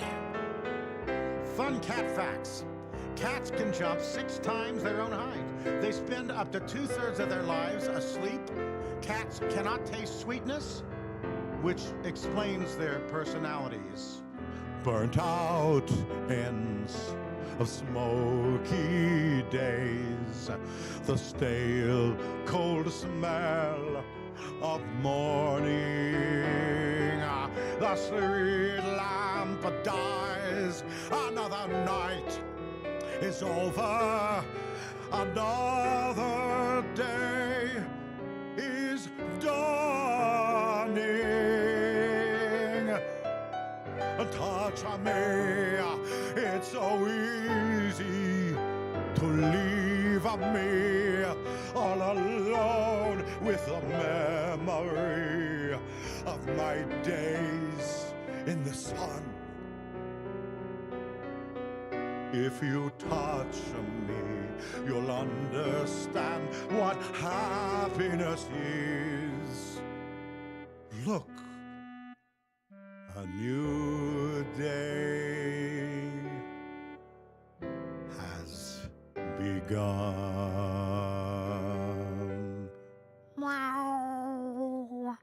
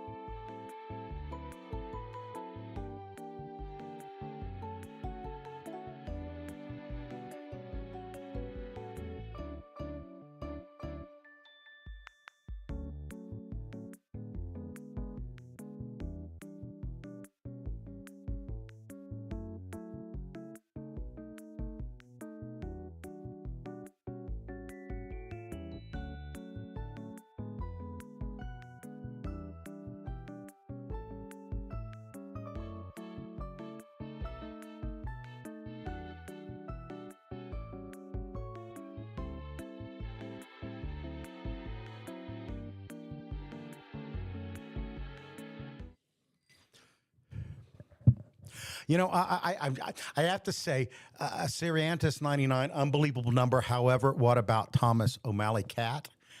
Ironically, actually, that was the number I had originally intended to do. I originally had intended to do Everybody Wants to Be a Cat, because a cat's the only cat who knows where it's at. But was that Alexa talking to me? Yeah, through the computer. I don't know. That's weird. Alexa, butt the fuck out. Anyway, yes, I had originally intended to do Everybody Wants to Be a Cat from the Aristocats. But it just occurred to me, oh my God, Memory, wouldn't that be funny? And I realized if I was going to sing Memory, I am not going to presume to try to sing Memory, seriously. So I thought, I'm going to have to play up the Kichi part of it all. And, Jordan WTV dealing with a 2-year-old, but a bit less chatty. And the terrible twos, man, the terrible twos, which is not it's not a myth. I mean, I think the kids, infants, toddlers, whatever, they reach to be 2 and they suddenly realize that, oh man, they're starting to have a little snap and they're testing boundaries. Yeah, 2 was great. Two was problematic. I found that with their own kids, Top Cat, Top Cat, da da da da da da da. Yes, I watched Top Cat back in the day. Top Cat and Huckleberry Hound and. Honestly, people have said, what's the first animated show that I actually remember watching, and I think it's Bullwinkle. I think Bullwinkle is the one that I remember. Cat dog, all alone in the world is a little cat dog. Cat dog, cat dog, all alone in the world is a little cat dog. Cat dog was it Cat Dog? No. It was Cow and Chicken. I love Cat Dog. But Cow and Chicken had what I thought, for my money, one of the funniest animated characters ever created, and that was Boneless Chicken on Cow and Chicken. It was, I think, Chicken's cousin, Boneless Chicken. I thought, now Sneasley and Breezley, no, I do not remember Sneasley and Breezley. Oh, there's Molly. I remember Molly. I'm in frame. Matt is giving me a pat on my butt. Oh, well, welcome to my tits channel, my Twitch channel. I got another drink here, guys. Oh yeah, while you're singing, somebody has to show off your tattoos. Oh, you like to see my tattoos? All right, guys, I will show off my tattoos. My first one, you can see it. The first one I ever got was right here. It was the lotus tile, right? And this was a temporary tattoo. And I thought, well, I'm just going to get this temporary tattoo. And I'm going to, wear this to, fan conventions. Little Easter egg for you guys to look at. And I thought it was cool. But then I started wearing it all the time. I would wear the temporary tattoo all the time. And Melissa says to me, Greg, dude, you're spending like $100 a month in temporary tattoos. Get your ass down. Man up, go to the tattoo parlor down the street and show, we are my lotus tile tattoo brother. But then my daughter saw the lotus tattoo, and a lotus tile. I said, what do you think of this, Sydney? And she says, it looks like it's on fire. It looks like a lemon slice that's on fire. And I got to thinking, I was like, all right, I know how to fix this. So I put the Fire Nation emblem around the lotus tile tattoo. And I said to Sydney, yeah, what do you think now? And Sid goes, looks like the lemon slice is on fire. Kids, I don't know what's wrong with these kids today. Anyway, that was my first tattoo. And then I've become branding myself, right? I've got, I don't know, can you guys see this? Yeah, you can see it like that. I have up here, this is like basically fictional organizations my characters have been. I was 60 when I got my first tattoo, by the way. Syrian Atlantis 99. This is my second and third. This was obviously the Clone Wars, the Jedi Order. I'm very, very proud to be as much of a Jedi master as it's possible to be in the real world. And then this Ad Victorium, my friends. This is from Brotherhood of Steel and from Fallout 4. And the coolest thing, you can't see it here, but this is I went on a Fallout 4 deep dive, website, and this is Proctor Teagan, my character in Fallout 4. This is his actual registration number, TG477PR. So if you ever should see me wandering around in the real world and you go, "Wow, that guy looks like Greg Baldwin. But is that Greg Baldwin?" Look for the tattoo. Look for TG477PR, and you can positively ID me. Unfortunately, I think so could the police. So my whole idea of a big crime, I was thinking maybe changing in criming as a career, and I guess that's just not going to happen. This one here, I have. Can you see? Destiny is a funny thing. I like that line because that quote is sort of my life. Destiny is a funny thing. Destiny is a funny thing. You never know. Oh, and more dog pictures. We could have a contest and I could choose the cutest dog, but I can't because they're all just freaking adorable. And Molly's, look at that. Oh, look at that girl. Molly, we're looking at all your friends and all them other doggies. There's lots of other doggies, Molly. Molly's a good girl. What was my first electro freak? I don't even know. No, those are two people talking to each other. Oh, okay. What's an electro freak? I asked you, what was your first ever Disney film? Oh, I can tell you this definitively because it is the first film that I remember seeing. And it was probably around 1964. That would fit the timeline. We were living in Midwest City, Oklahoma. My parents took us to the drive-in, and I saw. You know what? All right, you guys, figure this out, okay? It was 1964. I was at a drive-in in Oklahoma City. What do you think was the first Disney film I ever saw? What would have been at a drive-in in 1964? It's pretty easy when you think about it. I have no idea. It was the very first. My parents had taken me when I was a baby. I heard years about going to see West Side Story in Albuquerque, but I was in the cry box the whole time because I was an infant, and for some reason, all the relatives back in Grants didn't want to take care of me. So apparently, I was a very bad baby. But your dog, that's so funny. 3 tries your dog heard Molly bark and she gave her a scoffy bark. You guys are communicating with each other. I told Molly, I said, tonight this show is all for you guys. This show's about you. I hope you enjoy it. Molly is a good girl. Molly has been a, look at her. Honestly, she thinks this is her personal doghouse. She thinks, wow, this is the nice. I didn't have a doghouse like this in Las Cruces, man. I got climate control. I got TV. I got several cameras mounted on the ceiling. What are you gonna do, man? Any thoughts about what the first Disney film I ever saw? 1964. Mary Poppins. It was Mary Poppins. It was absolutely Autocon 64. It was absolutely Mary Poppins. And I think that's probably the point. It not only introduced my love of fantasy, I think, but also of musicals, because Mary Poppins is a serious musical. And speaking of which, if you want to, I might have mentioned this before. I lately have been watching this. It's AI slop on YouTube. It's terrible, but it's interesting because it's setting up. Conflicts between what if Iron Man had to fight Homelander, blah, blah, blah. My favorite ones, and I watch these every time, things like Homelander versus Mary Poppins. What's the guy from Hellraiser with the needles in his face? I can't think of that guy's name. But also that guy. Again, so it's literally all these terrible, powerful villains against Mary Poppins. And you know who wins every time? Mary Poppins. Because Pinhead, thank you very much. Because Mary Poppins has something Homelander doesn't have, Pinhead doesn't have, none of them have. She has the power of whimsy. Supercalifragilisticexpialidocious. Supercalifragilisticexpialidocious. Even though the sound of... Oh, all right.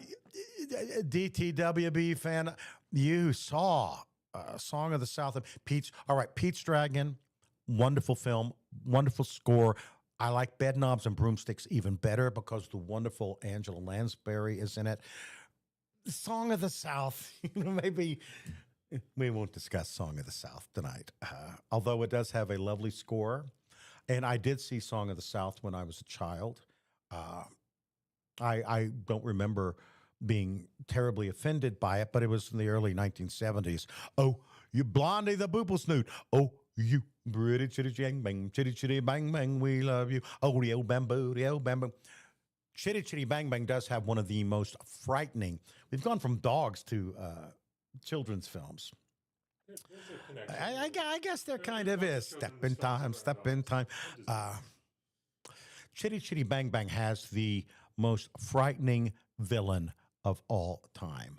The child snatcher is terrifying. And I watched it when I was a teenager, and I was still terrified of the child snatcher. But yeah, Bedknobs and Broomsticks is an underrated Disney film. Tottenham Row, streets where the wonder of angels. I screwed that up totally. Lady and the Tramp is great. She's a tramp. I did not like the live action remake of it, but I haven't liked most of the Disney live action remakes. Every time it's like, do you really need to do that? The only Disney live action remake that I truly thought worked was Jungle Book, actually. And probably because there was actually a real actor in there with it. Portobello Road, street where the wonders of ages are stowed. Anything and anything a chap can unload is there at the Tottenham.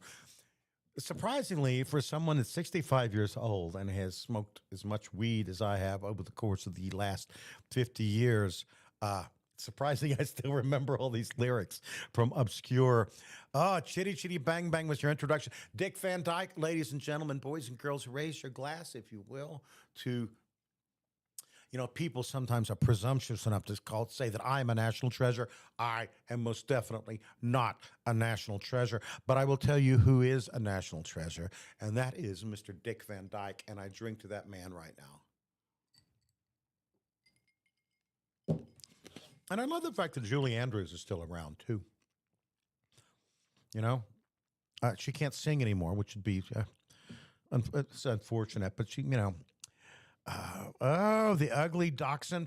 Another Disney film that has Mako in it. And I think,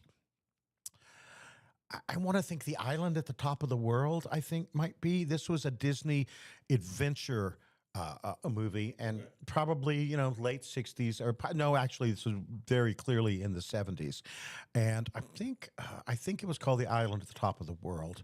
Well, I will not. Fenrir Art 4742. I have nothing to say about that, although I have lots to say about that, but I will not say it. Christina V. Oh, that's awesome. I think I met her. Subsidiary locomotion, mystic power that's far beyond the wildest notion. Angela Lansbury is one of the greats, man. I'll see. I could talk about, Lauren. We have nothing to say about that. I have nothing to say about that. I've got a lot to say about that, but we'll do that off the record. He was in Rugrats in Paris. Well, trust me, was Mako in Samurai? Mako was definitely in Samurai Jack. What, Mako was in Samurai Jack? Good heavens, that's insane. Speaking of dogs did have a very important part in Samurai Jack. The first couple episodes of the series, Jack helped a bunch of dogs. Oh, he helped a bunch of dogs. Of course he did, because Jack is good. I would, honestly, I was just talking about live action remakes of animated content. And ordinarily, I sort of shy away from that. But honestly, I think with the right director and with the right writers, a live action version of Samurai Jack might really kick ass. Yeah. But it would have to be very, very. Be very cautious with it. And I think because I'm assuming Genndy owns the IP, Genndy is not going to let just anybody do a live action remake of Samurai Jack. And the cool thing about it is, Aku would undoubtedly be CGI. They're going to need a voice for Aku. I'm sorry, Phil. They're going to use a real actor for Samurai Jack. But I think Aku, I might have a fighting chance at that part, or not. And that's all right, because as I talked about last week in our, fan convention episode, voice acting. I love voice acting, but I honestly think, I love fan conventions more. I love doing this more. Oddly enough, I love writing these shows, preparing for these shows, and then performing these shows. I hope it makes you guys happy, because it makes me very happy. I don't get to do theater much anymore, and I love the theater. And this is very much like the theater, because it is live, man. By the way, all these guys on YouTube doing their edited shows, baby. I don't mean to toot my own horn, but it takes balls to do a live show. And not only do a live show, but do live musical numbers, multiple live musical numbers every single night. So, I don't like to toot my own horn. That's bullshit. Of course, I like to toot my own horn. Thank you very much. Another, I thought, Lauren, I also think that The Last of Us, and what really sold me on the fact that they can adapt things that you don't think can be adapted. I think Fallout on, I think it's on Prime. Fallout blew my mind, man. And I was lucky enough to voice a character in Fallout, but I had never played the game. And they honestly, the film did something interesting for me. It made me want to go back and play the game that I had never played, because in a really weird way, and I don't understand it, because Fallout takes place in this horribly dystopian world. Would you really want to live in this world? Except the thing is, you sort of do. It looks kind of fun. I could not speak more highly of Fallout and The Last of Us. Full disclosure, I have only watched the first season of The Last of Us. I have not watched the second season.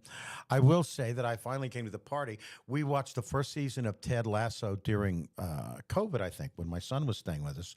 And then we dropped off because we got busy. I recently rediscovered Ted Lasso. And what I love about Ted Lasso, as I watched the show, is sort of, it's kind of sort of secretly doing the very same thing that our show is trying to do. It's to make you feel good about humans, that's what I love about the show. Everyone in Ted Lasso is flawed, but they are all learning to be better humans. And I don't know, that really appeals to me, especially in this day and time when, sometimes, and by the way, guys, I do this myself, but don't do it. Don't wake up and when you're still in your bed, look at your phone. As a Brit, who's a football fanatic, I can imagine, you electro freak. Speaking of Brits, as I said, my daughter and son-in-law are in the UK right now. They are in, I think they are in Edinburgh this very night. They are going to be hiking across Scotland, and I love this idea. They hike like maybe 10 miles a day across in the Highlands, and there is every night they hike to a tavern, to an inn, where they stay, and then the next day they go up and hike some more. And I think that for me, I don't know. I like room service, but for Sid and Pat, it sounds like great fun. Yeah, it sounds like for young people, I think maybe that's something that you would enjoy. But I do very much. I like Ted Lasso just because I like the fact that he's just such a good. Again, I've only watched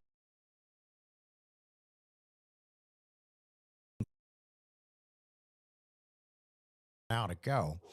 I love the fact that he's just such a good, sweet human. And I hope he doesn't turn out to be an asshole later on in the show. I hope that doesn't happen. But I really am enjoying that. And I got to tell you, while we're talking about things that Greg has watched on TV, I have not watched the new Avatar show. And I probably won't for a while, because honestly, for me, watching Avatar is like taking work home with me. It's just not something I want to watch, But I have also been watching the reboot of Little House on the Prairie. And again, sometimes I like to watch, sometimes I like to watch The Boys, but lately I think the news is just so, I like to watch things that are going to make me feel a little happier and sort of uplift me a little bit. And that was one thing that Little House on the Prairie always did. And I think they've done a very good job with capturing that feeling. There is only one thing that I think, if the Little House on the Prairie reboot people happen to be listening, I have one note, and it is an actor I can't stand. Oh, I'm not going to answer that question. One comes to mind, but that I have worked with and that I know. I will not mention his name, but you do know that it's an actor and not an actress. Well, now anybody who you've worked with who watches this is going to... Yeah, you know what? It would be a deep dive. I'm sure Dante's going to... No, it is not. It is not Dante. Or Marty or like whoever. This is a very deep dive. Okay. I will say, I shouldn't say this. It is someone that was on the show, not one of the regulars, not one of the main characters. But yeah, I do not like this fellow, and he doesn't like me either. So there's that. Dante is a sweetheart. Dante is one of the most lovely individuals that I've ever met. I love all of my apps. It's always great. I saw a lot of them in Minneapolis, and I'm going to see a lot of them on in where am I going? At Kansas City this week. There's going to be a lot of them. Dante is so ridiculously nice. One thing that pisses me off about Dante Bosco, though. All right, alert the media. Clip this. You know what I hate about Dante Bosco? That dude is 50 years old. Have you seen Dante Bosco? He still looks like a Rufio, man. It's like Rufio. I don't know what Dante is doing, but he is doing something right because this guy looks really good. In the same genre, I think George Clooney is exactly the same age as me. What the fuck is up with that? Right? I'm just saying. George Clooney, this. What are you going to do? All right, my friends, I think we are closing up on our final chat segment of the evening. Brace yourselves. We'll get into some music and some more philosophy and wisdom. We will be talking about our dogs and our friends. So we will be back very soon.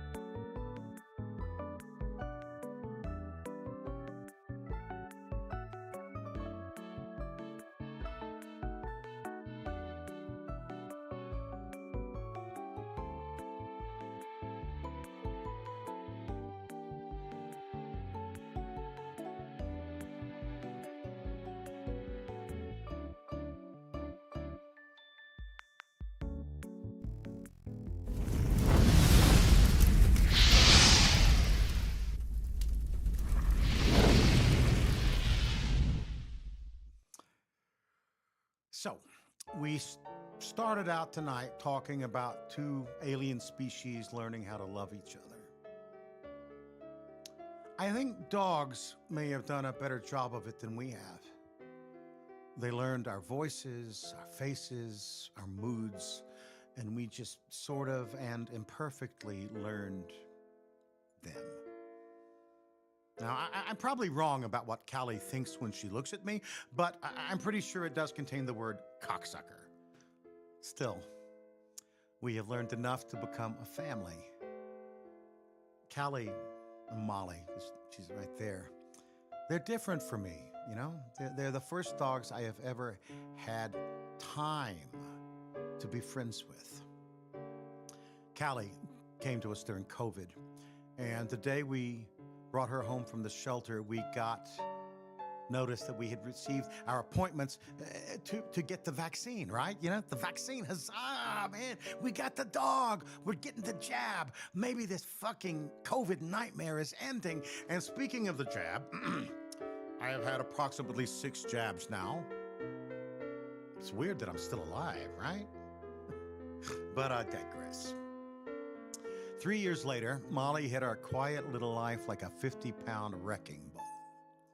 She is a pit cattle dog mix, and as such, she can be a little rambunctious.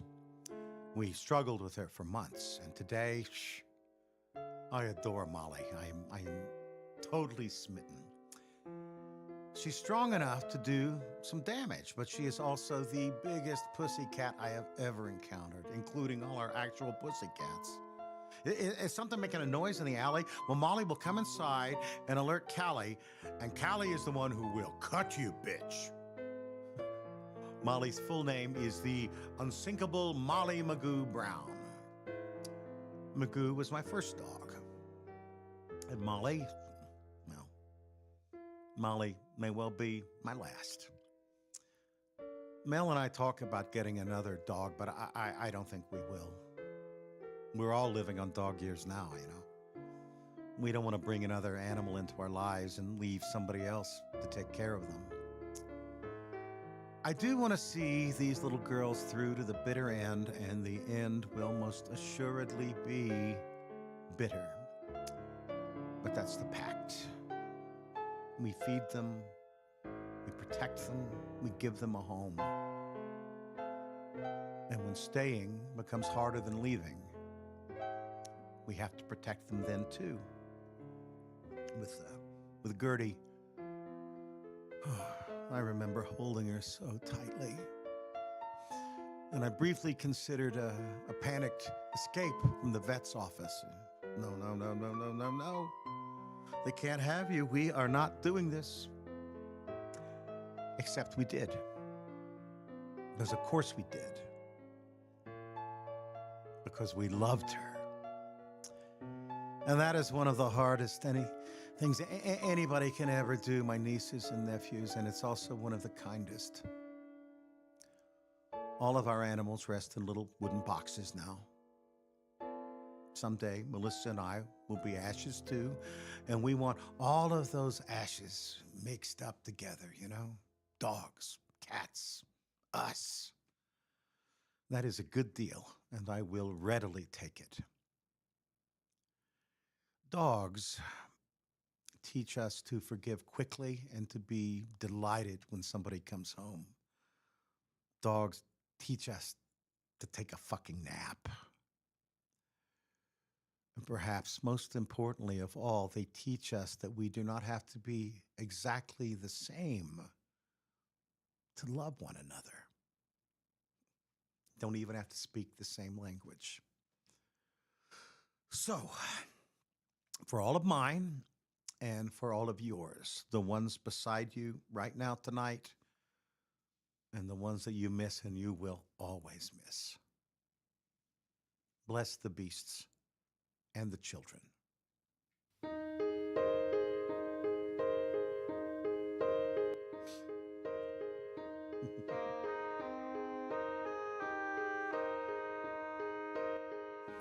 Bless the beasts and the children, for in this world they have no voice. They have no choice. Bless the beasts and the children, for the world can never be the world they see.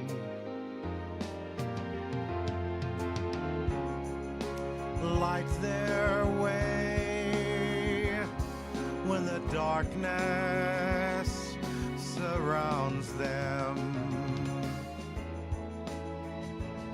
Give them love, let it shine all around them.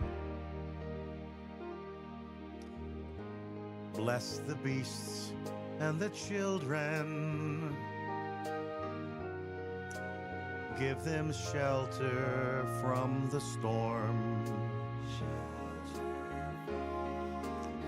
Keep them safe. Keep them warm.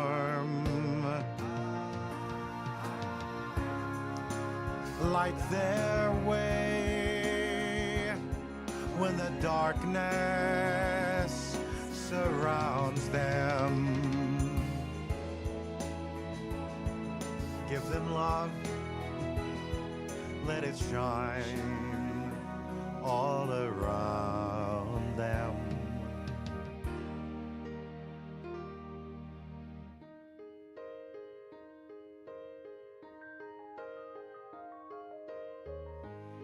Bless the beasts and the children. Give them shelter from the storm. Keep them safe. Keep them warm. Bless the beasts and the children. Bless the beasts and the children. Bless the beasts and the children. So, before we go, let's do what we always do here and take 30 seconds. No music, no talking, just 30 seconds together. It is one of my favorite things we do here. Because, you know, there aren't many places left where people deliberately sit quietly together. We've been talking tonight about animals who become part of our lives. You know, Christmas mornings, moves, marriages, children growing up, and when the day comes that they aren't with us anymore. Oscar Hammerstein writes in Carousel that common sense will tell you that the ending will be sad. And of course it will. That is exactly what always happens when you love something that cannot remain. So for 30 seconds, don't worry about the ending. Maybe just remember a joyous sound that you heard every single day when you walked through the front door. Look for the light.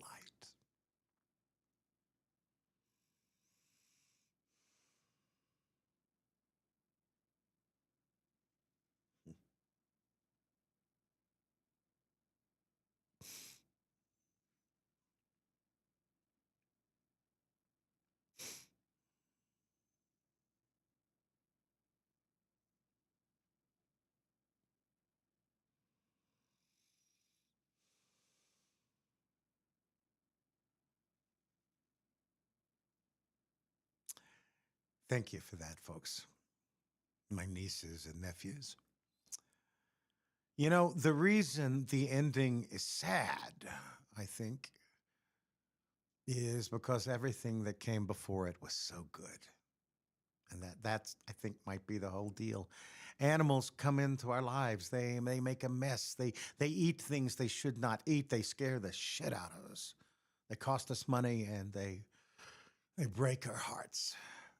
And we would gladly do it again. We do it again.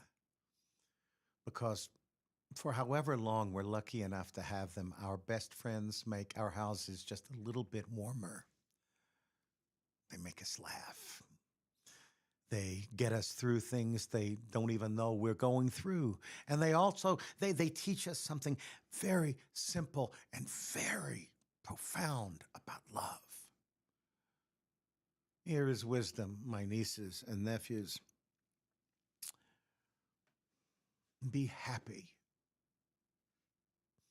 when the person you love walks through the door.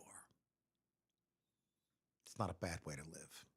Magoo to Molly, all those years and all those dogs, all that love, all that happiness. Let's sing our way out.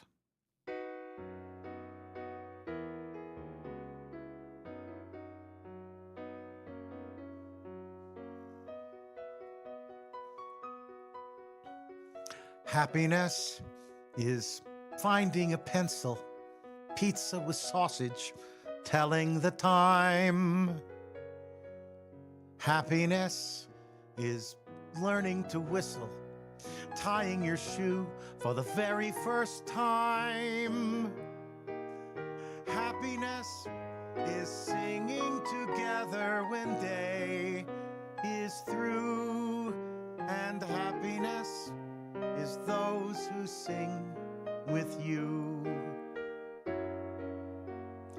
Happiness is 2 kinds of ice cream, knowing a secret, climbing a tree. Happiness is 5 different crayons, catching a firefly, setting him free. Happiness is being alone every now and then, and happiness is coming home again. Happiness is morning and evening, daytime and nighttime too. For happiness is anyone and anything at all that's loved by you.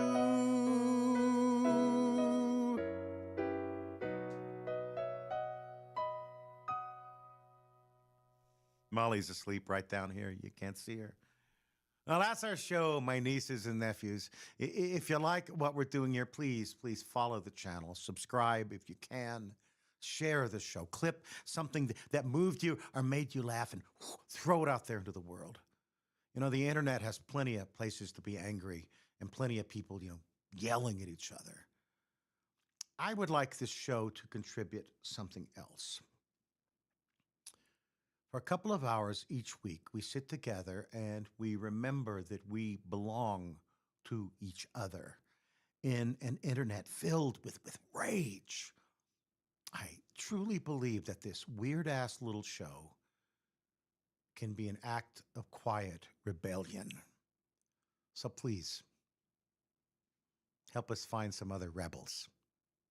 I will be in Kansas City this weekend at Planet Anime, so please, if you happen to be there, come say hello, get something signed, come and tell me about your dog.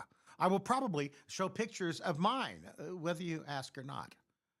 Next week is a profound question. What is the meaning of life? Matt, what's the meaning of life? 42. Of course, the answer is 42, according to Douglas Adams and his Hitchhiker's Guide to the Galaxy. It just so happens that my love, Melissa, and I will be celebrating our 42nd anniversary on Monday. Coincidence? I think not. We will be talking about marriage and long relationships and how the hell 2 people can stay together for half a century and what any of us can learn from it. Not just our story, but hopefully your story too. So to summarize, follow, subscribe, share, clip, Planet Anime this weekend, 42 next week. Give your animals a belly rub from your old Uncle G. Be well, be happy, be kind. Good night.